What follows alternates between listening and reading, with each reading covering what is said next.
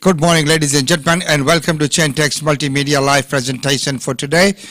We will be catching up with all the latest very soon, but right now let's get an update on the news for today. There are fears this morning the coronavirus outbreak on Sydney's northern beaches could spiral out of control, with one expert warning there could be thousands of cases early in the new year if there isn't more testing, better contact tracing and mandated mask use in New South Wales.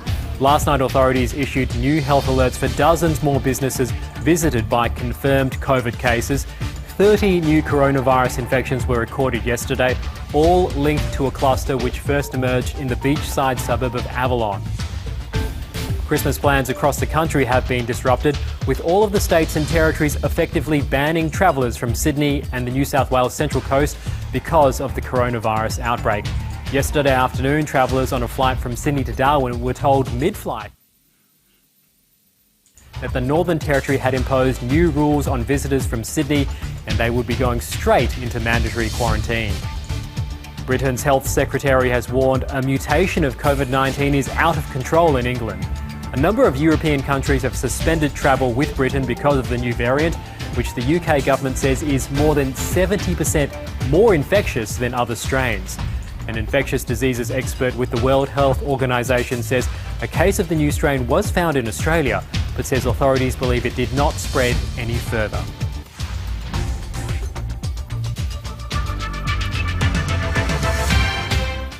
And ladies and gentlemen, once again, that is the news update for today. Well, right now, as we know that what's happening on the border, first, let's take a quick look at the announcement by Queensland. As of 1 a.m. tomorrow morning, Greater Sydney will be a declared hotspot. Now, Greater Sydney includes all of Sydney, and it goes south down to Wollongong, Wollondilly, the Blue Mountains, Hawkesbury and the Central Coast. So that is the area that the New South Wales Premier has put restrictions back into place. If you are a Queenslander and you are in Greater Sydney, please return home quickly.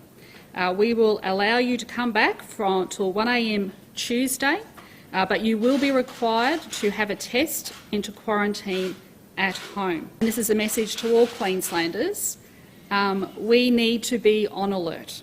We have concerns about positive samples of sewage testing in North Cairns, in Townsville, in Cleveland and the Gold Coast. I am concerned that we potentially do have people across Queensland who are active COVID-19 cases. So it is really, really important. If you have any symptoms, please come forward and get tested immediately and isolate yourself till you get a result. We are having some issues with our pubs and clubs and cafes across Queensland. We are very concerned when we went to contact trace people at the Glen Hotel. There was illegible handwriting and we weren't able to get hold of everyone who was there during that time. That is not on. It is simply not on. So we are giving a very clear message to our pubs and clubs and cafes right across Queensland that you'll have 72 hours to get your house in order. And that means you must have QR codes or you must have electronic devices in place. Otherwise, you will be going back to the 1 per 4 square metres and people will not be able to stand up and enjoy their drinks. We are in a serious situation, so that means we must be able to contact trace at any step in time. These decisions are being made to protect Queenslanders and to keep Queenslanders safe. So the decisions are being made to keep Queenslanders safe, and of course, so we know that all it takes is one person, and then of course the outbreak is out of control. So let's very quickly take a look, and very soon Sokonikov from the Rotary Club of Brisbane International will be joining us and updating us on how the funds are being collected and where the goods can be dropped off if you are willing to help for tropical cyclone Yasa, which hit Fiji. But first of all, let's go and sweep around all these states and see how they are treating this border situation. There is no one else that we have identified that could be the source. At the moment, we are forensically looking at all of the journeys of that individual to see if there were any points associated with it. I think I spoke at my press conference yesterday about the fact that we've been testing people in the vicinity of that person in terms of cleaners or anyone that might have cleaned a room after the person left, for the utmost of precaution to just check whether they could have been the source. Can I just say there is an intensive investigation underway, and whilst I really do want to find the source, it may be that this is going to be a challenge beyond us, but we are doing everything we can. And this is the Health Minister Health Officer for New South Wales, and well, let's hear from the Premier of New South Wales. The cases that have been the subject of the Avalon cluster essentially came from two events.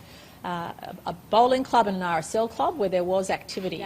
Until the end of the lockdown period in the Northern Beaches, everybody in the Greater Sydney area, including the Central Coast and the Blue Mountains, we're asking you not to have more than 10 people in your home, in addition to whoever lives in your home, until midnight on Wednesday. Again, as a precaution, because we know that indoor settings in small areas actually exacerbate or accelerate the spread. So apart from your home, all indoor settings will now revert back to the 4 square metre rule across Greater Sydney only and the Blue Mountains and the Central Coast. This does not affect regional New South Wales at this stage. In addition to those settings, we're also going back to no dancing apart from 20 in a wedding party for Greater Sydney, Blue Mountains and Central Coast, going back to no singing and no chanting, except for places of worship that were allowed up to 5 in those settings. So we've reverted back essentially to those settings. Now that we have health orders in place, police will obviously have a more visible presence to make sure everybody does the right thing to keep all of us safe. And everyone has to do the right thing, and everyone, if they did the right thing, we probably won't be in this situation. But the fact of the matter is that we are, and what are we going to do? So right now, from New South Wales, let's go to South Australia and get their opinion. As of midnight tonight, anybody who has been in the Greater Sydney area will be required to complete 14 days of suitable quarantine on arrival. They will need to have testing on arrival, plus on day 5 and on day 12. Anybody who has been on the Northern Beaches will not be able to come in. We have a hard border arrangement now with anybody who has been on the Northern Beaches. Anybody that has been in regional New South Wales will be required to have that testing, but they will not be required to isolate at this point. And of course, from South Australia, we go straight to Victoria. Well, Premier Daniel Andrews, who's done an amazing job with Victoria when they had all the cases. We can't blame him for being very cautious as well. From 11:59 p.m. tonight, we will declare all of Greater Sydney and the Central Coast a red zone. Beyond that, the Northern Beaches will become a hot zone. What that means is that nobody who's from those parts of Sydney, Greater Sydney, or have visited that part of Greater Sydney will be allowed to travel back to Melbourne or any part of Victoria. If you do arrive back or travel here, you will face 14 days of mandatory hotel quarantine. If you, as a Victorian who's been in Greater Sydney, comes back to Melbourne before, not midnight tonight, but midnight Monday night, you will have to get tested within 24 hours, but you will be able to do your 14 days of quarantine at your home. If that's not safe, we will try and put you up in a hotel. That is a special arrangement for those who are from Victoria coming back to Victoria. If you're not from Victoria, and if you arrive after midnight tonight, then you will go into mandatory hotel quarantine. The door will close for home quarantine for Victorians on midnight Monday night. So if they don't get back in the next day and a half, then regardless of whether you're Victorian or not, you will go into 14 days of mandatory hotel quarantine. In terms of how long will these borders be closed, they'll be closed for as long as the public health advice tells me they should be. They will not be open on midnight Wednesday night. I just want to be very clear on that. There's timing that the New South Wales government have spoken to. I'll leave it to them to make their decisions between now and then. But these arrangements will not be lifted at midnight Wednesday night. They will apply for as long as they need to. So there we go. They will apply as long as they need to. Well, what is the view of ACT? Let's get a look from them as well. For any ACT resident who has been in Greater Sydney, including the Central Coast, Illawarra Shoalhaven or Nepean Blue Mountains, you will be required to undertake a period of 14 days of quarantine on return to the ACT. If you are from this area, and you are not an ACT resident, please do not come to the ACT. We're working to update the ACT Health website with all of this information, but the key information is for ACT residents who are returning from the Greater Sydney area, which is being defined in the same way that New South Wales is defining it, in the same way that other jurisdictions are. So Greater Sydney, including the Central Coast, the Illawarra Shoalhaven and the Nepean Blue Mountains. If you're an ACT resident returning, you will be required to undertake 14 days quarantine if you return after 11:59 p.m. tonight. If you are not an ACT resident, please do not come to the ACT. So if you are not an ACT resident, please do not come to ACT. The message is quite clear there. Well, right now let's hear from our Prime Minister and get his viewpoint. COVID-19 outbreak in the Northern Beaches is of course a serious issue. It's not the first outbreak we've seen. There have been many, not just in New South Wales but other states and territories. Over the course of this year, significant contact tracing and testing regimes have been built up to deal with situations just like this. I want to thank all those who have been working incredibly hard over the last couple of days to get on top of this outbreak in the Northern Beaches. The initial data now is encouraging in terms of, so far, not seeing any seeding of the virus in other parts of the city, but that doesn't mean we can be complacent about it. That's why the Premier has put in place the controls in terms of wearing a mask and restricting movement, particularly over the next few days, and especially there in the Northern Beaches and the northern parts of Sydney, where particular restrictions have been put in place. For those who are subject to those, thank you for your cooperation and your patience. It's been done largely instinctively up there in the Northern Beaches, and I know that they're looking to see these things change in the not too distant future, and they know that compliance can only help with getting that outcome. I've been in regular contact with the premiers, particularly in New South Wales, and getting updated on the actions that they're taking, the precautionary actions they're taking. We'll provide assistance where we consider it as necessary. Our ADF, there's some 1,500 ADF that are deployed as part of COVID Assist, and that is predominantly in the area of hotel quarantine to support the actions of the states with Australians returning home. And so that quarantine protection is very important, and that's our first priority.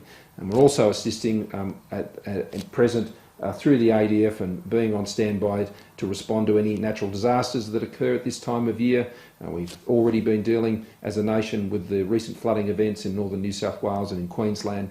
The cyclone in Fiji also has called on our resources of support to our Pacific family. So everyone's getting on with their job, as they always do at this time of year. The medical expert panel, the HPPC, has been meeting each day. They'll meet again this afternoon, and the Acting Chief Medical Officer will provide an update at that time. But everyone's working together. We're working the problem to get on top of it, to ensure that we can return to as normal a COVID situation as we can as soon as possible. In the meantime, we'll take our precautions. As people are coming together at Christmas, it's a reminder that we can't be complacent. The virus hasn't gone anywhere. We still need to be on alert. We still have to follow those COVID-safe behaviours, the COVID-safe app, all of those things which we know well. We've built a system to deal with this, and we're going to let people do their jobs so we can get back to a much better situation as soon as possible. Thanks very much.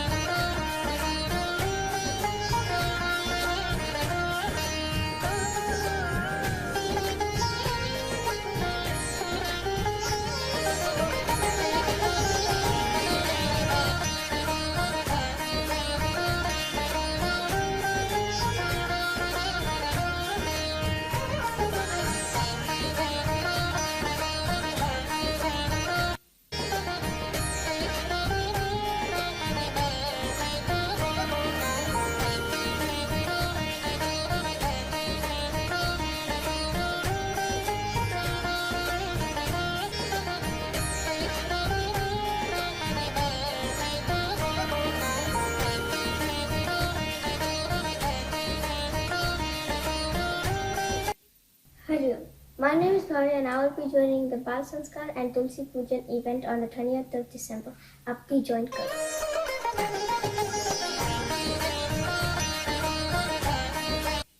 Hi, I'm Chris Sharma. I'll be joining Bal Sanskar camp in Brisbane. You too join this camp.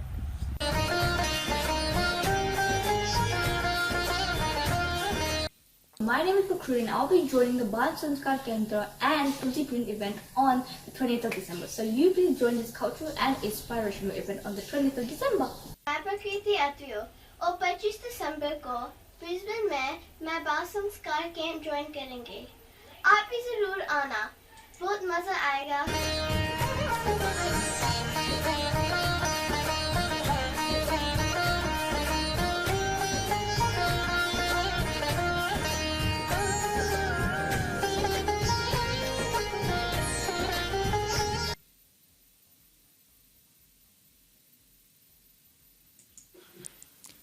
So good morning, ladies and gentlemen, and on Australian Indian Radio. Today we have a very special guest.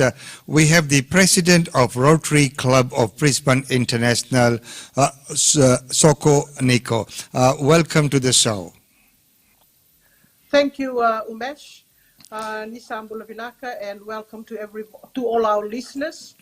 Thank you, Umesh, for inviting me to come and share what's happening, disheartening that's happening in Fiji. Yes, it is very important, and of course we know what's happening in Fiji with that cyclone Yasa. So what is the situation now? Right, as we know, the cyclone Yasa has left Fiji and has left a lot of ruin and damages, destruction, and most of all, families suffering in this festive season. So right now, this afternoon, we will be having another Zoom meeting with Rotary Club of Brisbane International, with Rotary of Lambasa, and we'll get more updates on what's happening in Fiji. Okay, and of course it is wonderful to see that you have a Rotary Club in Lambasa, so that you are able to coordinate from Rotary Club of Brisbane International. So how's that collaboration been, and how is assistance being provided via this club and to that club? Excellent question, Umesh. Most of our members are from this beautiful town of Lambasa, so it just makes things way easier to coordinate with the families, friends, and of course the Lambasa Rotary. Most of you know Jitendra Prasad, who is from Lambasa himself and his family. So with his connection with the Lambasa community, we are able to set up quickly, and we chose to be the front runner for this project in Brisbane to Lambasa. And that is wonderful. And of course, Rotary being a very credible organization as well. Often people, when it comes to donation and things like that, people talk about, transparency, accountability, and all those things. We know, Rotary is very reputable.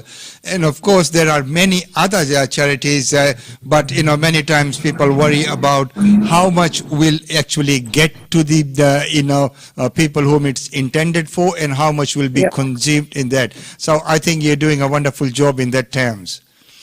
Thank you, Umesh. That's right. We try to make the grassroots people who are suffering reach with our first phase, which is the food hampers.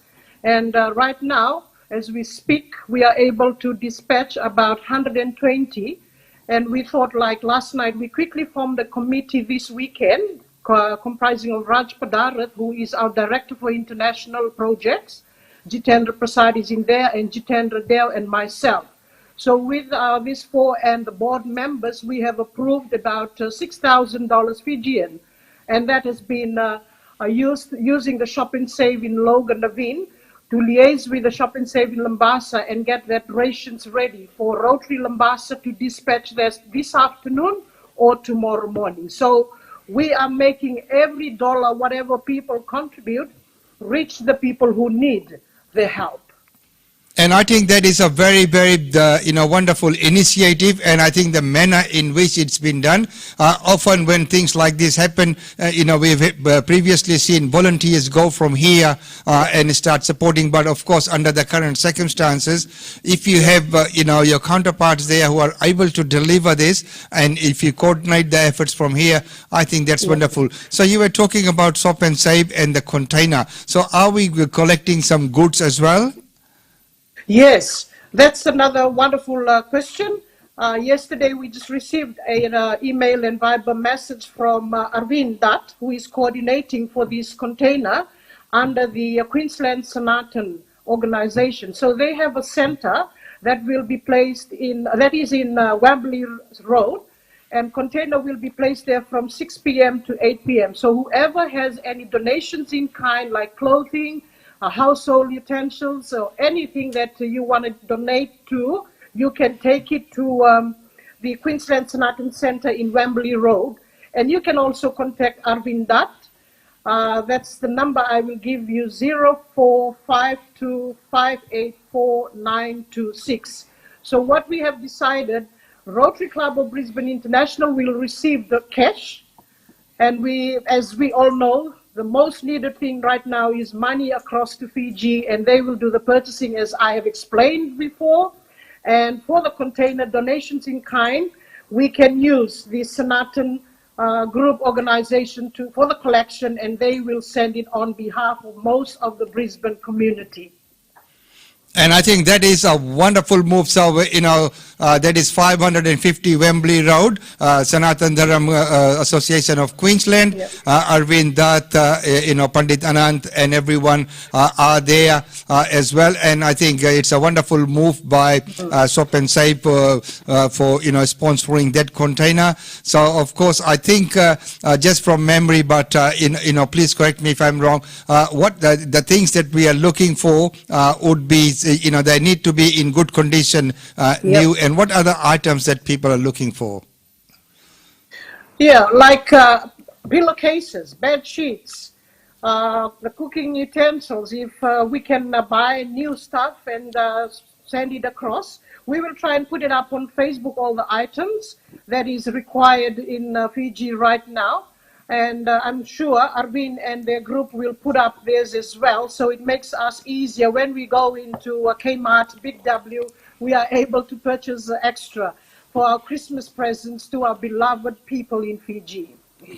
And of course, Christmas is a time of giving, and what better present can you do than, send something to your people back there who are suffering, whose Christmas would be, quite different to what it normally is. Yesterday I contacted Jitendra Prasad, Jitendra Dev, Arvind, and of course, Harry Raniga as well. And we decided that, we will, from my context within the multicultural community, that we will not start anything new, but support what's happening. So I like the idea that the cash donation comes via Rotary, and if anyone has any goods, and we will forward that list, and up on the screen I will have all the numbers of people to contact, and of course for Rotary, the bank account details if anyone wants to make that donation. Of course they will probably need to just put a reference as their name for the fundraiser. Yeah, that's right. We've got all details on the RCBI website and also the Facebook page. You can contact any of the committee if you need more detail, but the reference, the account number is all given there. Everything is like what you said, Umesh, transparent, and we'll try to exercise integrity in doing all these that the public have donated through to the people in Fiji.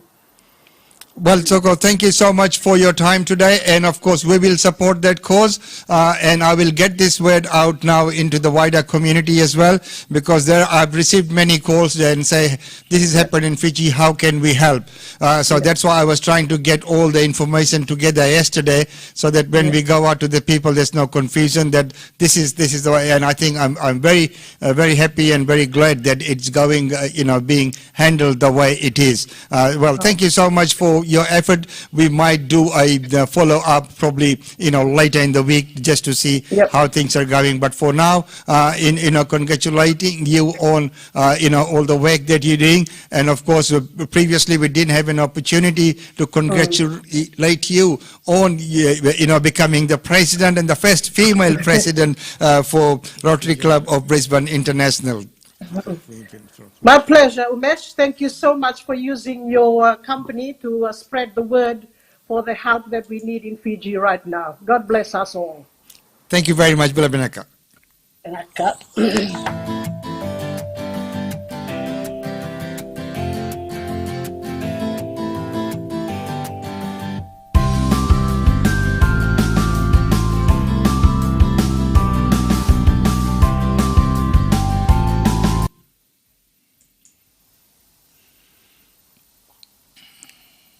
Ladies and gentlemen, you're listening to Australian Indian Radio, and today we are going to be talking about Samarpan meditation.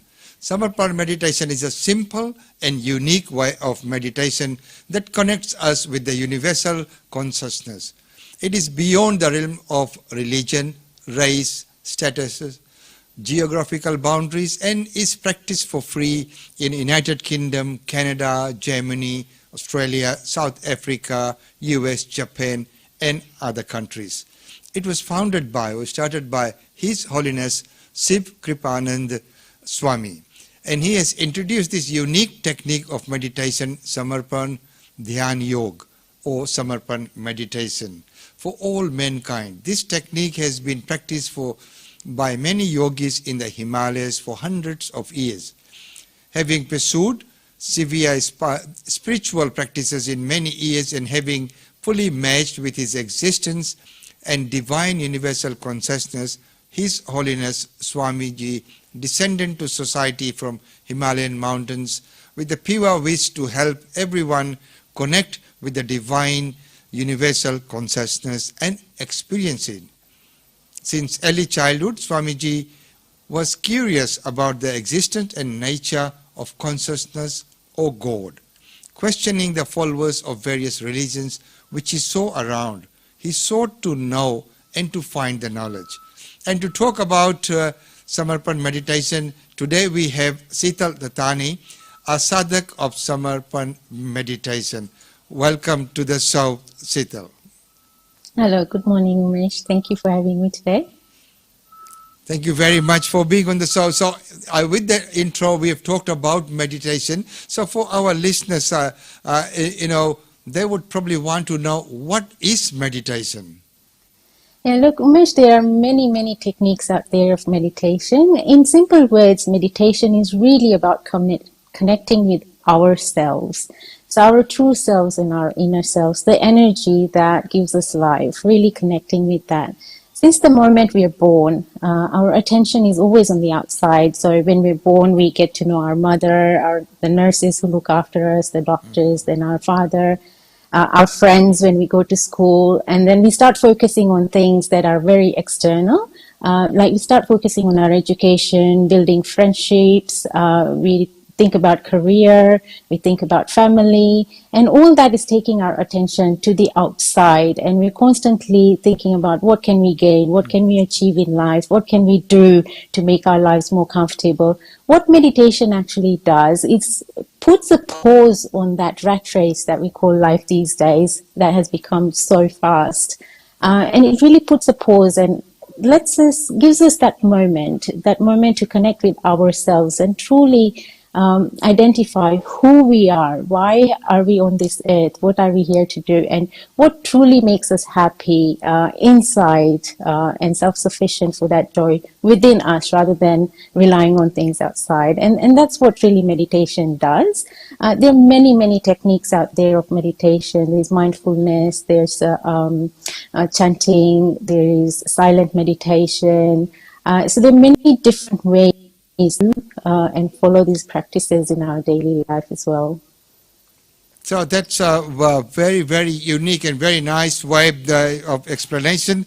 So, if someone, goes and practices this meditation, so what are the benefits that they will get out of meditation? One of the biggest benefits that we get out of meditation is that feeling calmness and connectedness within ourselves. And once we have that, we are able to experience that inner joy and the peacefulness. And then everything that we do, everything that happens within our life is so full of that energy that we get the positive results around us. So it helps us focus more because we are not distracted by everything that's happening around us. It also helps us to improve our health. So when we start to meditate, we are more conscious of our body, we're more conscious of our minds, we're more conscious of our surroundings and our behavior and the people that we interact with. And so the more conscious that we are about these things, the better choices that we make. And when we start making these choices, we start to see the benefits within our lives. So our relationships improve with our family, with our friends, with our colleagues, in the work environment as well. Because we are so conscious of what we are doing, how we are interacting with people, we do make an effort to build those positive and better relationships with everyone. The other benefit is a benefit of our physical body. So when we go into meditation or make meditation practice as part of our daily lifestyle, it's encouraging. We start to listen to our body. What makes us feel good? Because we always looking for things and doing things and acting in ways to make ourselves feel good. So when we eat healthy food, our body tells us that yes, I like this kind of food, and when we are eating non-healthy food or food that our body doesn't like, we are more conscious of the impact it's having on our body, and it improves that. In terms of mental benefits, it also helps to keep us calm. It helps us in focus. So for students who are studying or people who are working in high intensity environments, it helps us to keep us calm and focused and perform better in our studies, in our careers, at work, and in anything that we pretty much do. So by becoming conscious and making those positive life choices, our overall health, physical and mental, as well as our social environment improves as well. So the benefits are many, and of course, those things that you have just explained there is just amazing that it can, come via meditation. Now, of course, we know that there could be some other forms of meditation as well. So how is Samarpan meditation different to other forms of meditation? Yes, today I'm here to talk about Samarpan meditation specifically. And as I mentioned earlier, there are many, many different types of meditation. And there is no right or wrong answer when it comes to meditation. Just as there is no right or wrong, everybody has good in them. And therefore, every method of meditation, every technique of meditation has positives in it, and it helps a person move in the positive direction. Samarpan meditation is extremely unique in the way that it doesn't rely on any external tools or techniques that are out there. So there is no requirement to purchase any equipment or spend money getting online tools. There is no requirement to change who you are. Samarpan meditation is simply based on personal experience, and it's about connecting to ourselves. And once we connect to ourselves, we become so conscious of that energy within us that it actually guides us as to what is good for us and what is not good for us. It creates this positive energy and aura around us that constantly protects us from outside influences, as well as our inner self, our thoughts within us as well. So Samarpan meditation is extremely simple. It doesn't require us to give up anything. So you don't need to change your eating habits. You don't need to change your lifestyle. You don't need to change your career. You don't need to change your family and home status. You can start practicing meditation as you are, and you can do it anywhere. So Samarpan meditation doesn't require you to actually go to a specific place or create a specific environment within your home. You can actually practice this anywhere. It is that simple, and it is that element of personal experience that makes it very different from all the other techniques that are out there. Wow, that is wonderful. So how can someone, learn this meditation, or how can they learn this and incorporate that in probably in their daily life, which will be very beneficial? Yeah, absolutely. And that's what I'm here to give more information about. Samarpan meditation is completely free of charge. So there is no charges on any of the talks, workshops, events that we hold anywhere around the world. It's practiced in over 50 countries around the world, and all of our events are completely free. To get more information about Samarpan meditation and to actually learn and see if it's suitable for you, if it's something that's benefiting you, we hold our founder of our organization, Sri Shiv Pupanand Swamiji, holds regular talks and gives discourses as well, where he goes through actually what his personal experience in that meditation is, all the information and knowledge that he himself has gained from learning from different masters and different spiritual saints and sages in the Himalayas. He's then brought that knowledge back. So he shares that with everyone during these discourses. And he also goes through how we can incorporate that in our day-to-day life, what changes or what we can do so that it becomes part of our life and not something that we have to make an effort towards. So in light of that, we have arranged an 8-day workshop, which is starting from 23rd of December to 30th of December. Our founder, Swamiji, will be giving a discourse, a talk, 2 hours every morning on Samarpan meditation and general meditation, benefits of meditation, how meditation can help us in our day lives to become more peaceful and happy within ourselves. And each day he will talk through different aspects of how it can help us in our daily lives. What are the factors that help us to identify what's good, what's bad. He'll teach us how to recognize that energy within us, and he'll also talk about his sort of the organization a little bit more. And each day, towards the end of the talk, we will also do meditation. We will do the actual meditation with him. That will be guided at the beginning and silence at the end. That is sounds like a wonderful course that will be.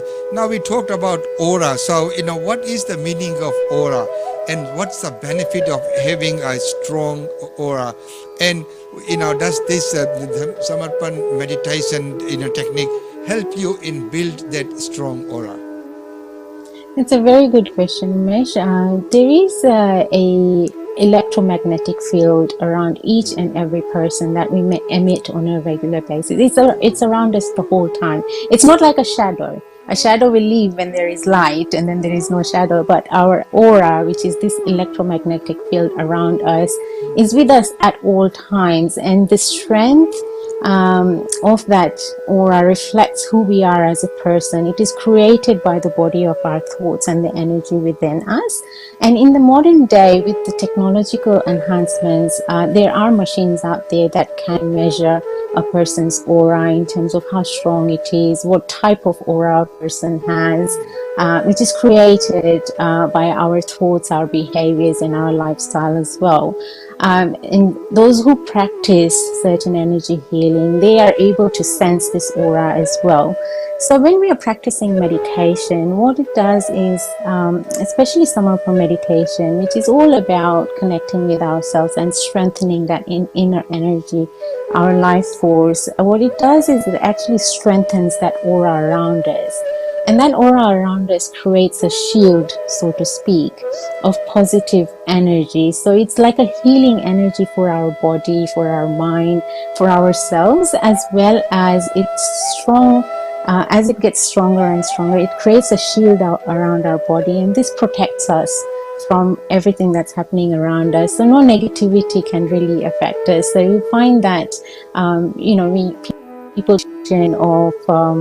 of this feeling that, this is not good for me, or I don't want to go to this place. And then we get drawn towards all the things that are good to us. That's the aura influencing us and guiding us.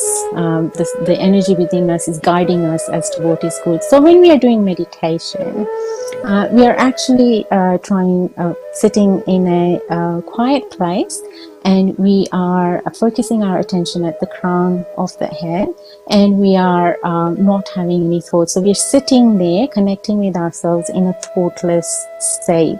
So when we have thoughts, whether they're thoughts of the past or thoughts of the future, we are expending that energy that we have within us. When we are sitting in a thoughtless state, in the complete present, we're not expending any of that energy, and that energy is conserved within us, further strengthening our aura. So Right. Samarpan meditation really helps in strengthening the aura as such. Yeah. Okay, that explains it. And as you were talking about it, I could feel that and sense that there are. I have experienced that with many people. Sometimes you can, and that explains that it's not like you said the shadow. It's not the qualities, but it's that feeling.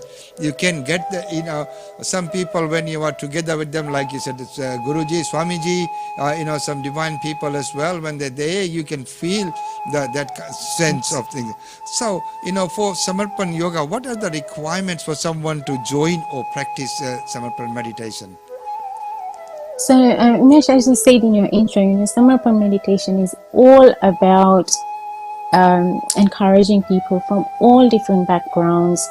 We aim to really reach every human being in the world. So really it has no barriers of background, country, language, religion, caste. So it doesn't matter where you are, what language you speak, what sort of religion you follow. You can continue to follow your religion. There are no restrictions whatsoever. It is open to anyone who is looking for and searching for something that is going to bring them inner peace and inner joy in their daily lives. Anyone can join. It is completely free of charge. So we don't charge for any of our workshops, any of our events. And this event particularly that we're holding on the 23rd of December to 30th of December, it will be completely online. So you don't have to leave your homes. You can actually join from the comfort of your home. You can continue to, if you have any reservations that, you're going to be required to give up certain lifestyle choices that you've made, certain eating habits, then I will tell you for sure there is no requirement. You can continue to do whatever you're doing. Everyone is welcome. And even if you are not able to join for the full 8 days, you can join on any day. If doing the full 8 days is really good because you get a full and comprehensive understanding of the whole program. But if you are not able to, for whatever reason, then still join in the days that you can. And as I said, you can join from the comfort of your home or office or wherever you are. All you have to do is just log on and listen to the discourse. Okay, so that's wonderful that you've told us about the 8 days program, and if people are unable to attend all 8 days, they can still join in for some of the days. So could you just give us a little bit of a guide of what would be in these 8 days? Yeah, so Swamiji has lived in the Himalayas, and he's traveled in different parts of the Himalayas, deep within the Himalayas, where it's very difficult for normal people like us from society to get to. Not only are the conditions very difficult, but also you need to have a certain drive to get there. So he's been there, he's lived in the Himalayas for over 18 years himself. He's learned from different gurus, from different saints living in the Himalayas. He's collected so much knowledge and attained a sense of enlightenment himself. It was his real desire that he come back into society, and this knowledge and experience that he has gained for free from his gurus and masters to spread that knowledge to the people in society who are not able to leave their families and their jobs and go into the Himalayas. So over these 8 days, his intention is really to share that knowledge with everyone who is in search of such knowledge and wants to experience the life of the Himalayas. He will share about his personal experiences while he was in the Himalayas as well as in his life in general. Swamiji will also share about his spiritual journey, how he came to go to the Himalayas and how he has a family himself, he has children, grandchildren, and how easy it is to incorporate this meditation into the daily lives. He will also talk about various energy centers. So we have 7 major energy centers within our body.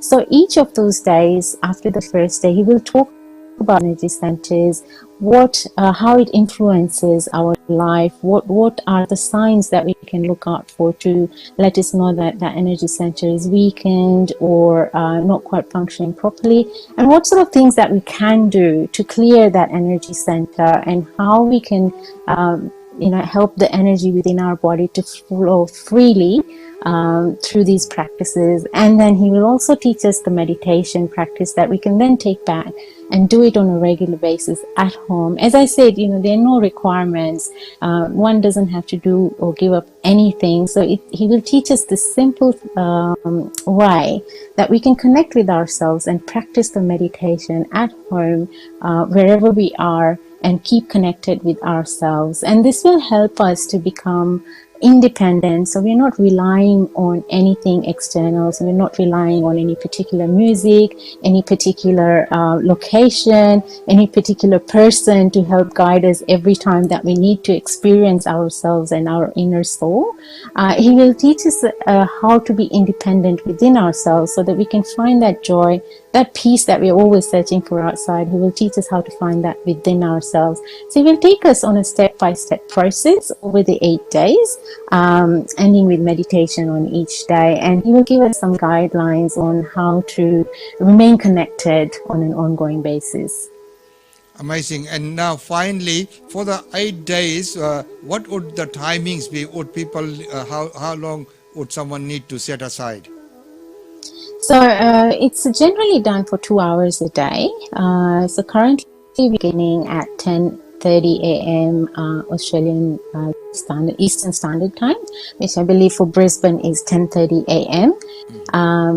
For other states in Melbourne, Sydney, it will be 11:30 because of daylight savings. But it's normally for 2 hours, but as you know, sometimes when the flow of talking is happening and he's sharing experiences, it may go on for a little bit longer, but generally it's a 2-hour session. So people can log on a few minutes before that, before the session starts. They can sit and then in a quiet place where they won't be disturbed so much, but they can also listen to it at their workplace if they have a small office or a cubicle that where they can sit into. So they can log on at 10:30 and it will go on for probably 2 hours. So the relay is going to be on our YouTube channel. The YouTube channel is Guru Tattva, and it will also be broadcast live on our Facebook page. Now that is amazing. Now how does one register or to get that link to connect? Yeah, so we have a Facebook page, Samarpan AUS. So people can go on our Facebook page and find more information about it there. We will also have some messages by the founder, Swamiji himself, leading up to the events themselves on how we can prepare ourselves and briefly what it will be about as well, and topics that he will cover. And on our Facebook page, we will have the link to both the YouTube broadcast as well as the Facebook broadcast as well, which they just have to click. There is no requirement to register, but there will be, so even people who haven't registered till the last minute, they'll still be able to join. But we do have a facility of registration before, so that we can get an idea of who's joining and where they'll be joining from. We had an event very recently celebrating Swamiji's birthday, and we had people from over 70 countries who had logged on.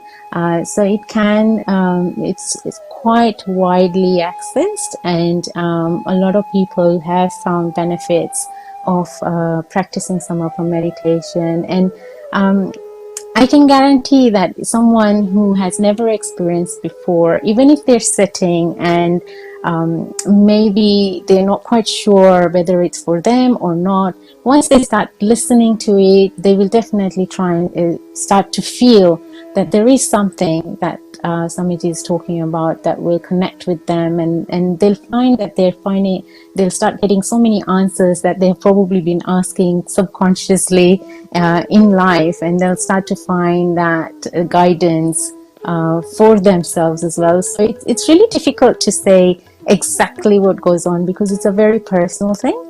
So every person, every individual will be most likely having a different or their own unique experience when they're listening. So it's all I can say is that log on at that time and experience it for yourself, and you will find that there will be something for you in it. Oh, thank you very much for that. And we know that many people always sit on the fence and they say, oh, now, I'll have to probably, like you mentioned, give up some eating habits or some other habits, and I'll have to start practicing something different. That fear of the unknown. So, as you have mentioned quite rightly, that nothing has to be changed and that it will change your life. And so, thank you very much for being on the show and sharing that information. So, is there anything you'd like to add in conclusion? Yeah, so it would be remiss of me not to mention the mental health benefits specifically. At the moment, we're all going through tough times, and COVID particularly has made a lot of people's lives very challenging. They put people in situations that can be very challenging, very isolating for a lot of people who are not able to connect with their friends and families as they used to. We find that a lot of people are going through financial hardships as well, and it's putting a lot of stress on their mental health in general. And this is speaking about a time when mental health was already starting to become an issue in general society, and COVID has just exacerbated those issues. So meditation really helps us to find that peace within ourselves and improve on our mental health. It helps us to divert our attention from external problems. It helps us to not focus on everything that's going wrong around us, and it helps us to connect with ourselves. When we're not able to connect with our family and our friends, it can be very isolating, and a lot of people struggle with that. When we are practicing meditation, we never feel isolated because we are connected with that energy within us, and that energy actually gives us the strength to deal with whatever comes in our lives. So I think now more than ever, it is very important for people to reach out and understand and start practicing meditation in some form or other. And I think Samarpan meditation is a way that can bring people together even though they're physically apart. So do join us on this online event. It will definitely be life-changing, and give it a go. You can experience it for yourself. Thank you very much. Thank you, Amish. Thank you so much for having me, and I hope people have got enough information, and we look forward to having you all with us at our event.